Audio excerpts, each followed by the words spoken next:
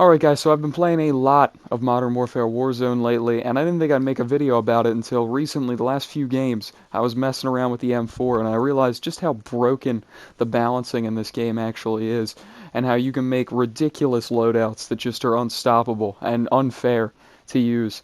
This loadout I'm going to show you, it will get you kills, it will get you wins, but they're going to feel cheap and dirty because, well, they are. So, what we're going to do is we're going to take the M4, the Purist, whatever you want to call it, and we're going to make it absolute god tier. And by doing that, we need to prioritize two things. Well, three things, actually. The first thing is damage range. That way you'll be able to take on snipers, you'll be able to take on LMGs, you'll be able to take on ARs, because in Warzone, a lot more so than Modern Warfare, you're actually going to be taking people on from longer ranges than you normally would in a COD game. Next thing, for close range, because ARs aren't always the best at close range, we need sprint to fire speed. That means you can go as quickly as possible, get bullets on your target, and take them out before they can kill you. And lastly, we want to get as many bullets in the gun as we possibly can. So, if you've been playing since launch, you have the Purist, which is a good starting point, but we're going to make it even better. First things first, we are going to put on the most broken attachment in the game, the M16 Grenadier Barrel. This thing is ridiculous. You'll be able to do full damage at double the range of a normal AR. You will beat any AR at range. You will beat any LMG at range. You can take on most snipers if you have better aim than them. SMGs don't even stand a chance. You will become an absolute demon at long range. Your bullets will travel faster, so they'll hit quicker, and it lowers your recoil, so you'll be able to hit more shots. It's absolutely nutty. So next up, we want to talk about optics. Now, optics are really personal preference. I like to use the Scout Reflex Hybrid because the Scout's really good at long range, the Reflex is really good at close range, and that's kind of what we're going for here. So, once you put your stock and your optic on, or your barrel and your optic on, next thing is stocks. I do not recommend wasting an attachment on a stock. They're not very good for the M4. And I know a lot of people like to go for no stock and just run around like a little revenge monkey with the MPX, spraying people down on shipment. Sure, you'll go 40-0 there, but in Warzone it's not really viable, and you will not kill anyone at range. And what we're trying to do here with this loadout is make it the best gun at long range and close range, because it's already a beast at mid-range. So next things next is your underbarrel grip. I recommend the Commando foregrip just because it's the most versatile of all the grips. It's really personal preference if you want to shove a grenade launcher and all down there. But at range, you're going to need a little bit of recoil control, so that's what it can do for you. If you have 60-round mags, make sure you slap them on there because you want as many bullets as possible so you can kill as many people without having to reload. But if you don't have them, you get the 50-round mags a lot quicker.